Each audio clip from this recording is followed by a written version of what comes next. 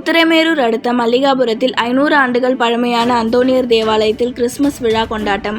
உலகம் முழுவதும் கிறிஸ்து பிறப்பின் நாளான கிறிஸ்துமஸ் விழா கொண்டாடப்பட்டு வருகிறது. அந்த வகையில் காஞ்சிபுரம் மாவட்டம் உத்திரமேரூர் அடுத்துள்ள மல்லிகாபுரத்தில் உள்ள 500 ஆண்டுகள் பழமையான அந்தோணியர் ஆலயத்தில் கிறிஸ்துமஸ் விழா கொண்டாடப்பட்டது. அந்த ஆலயத்தின் பங்கு தந்தை வினோத்ராஜ் தலைமையில் நடைபெற்ற இந்த கிறிஸ்துமஸ் சிறப்பு பிரார்த்தனையில் குழந்தை இயேசு பாலன் எழுந்தருளி பக்தர்களுக்கு காட்சியளித்தார்.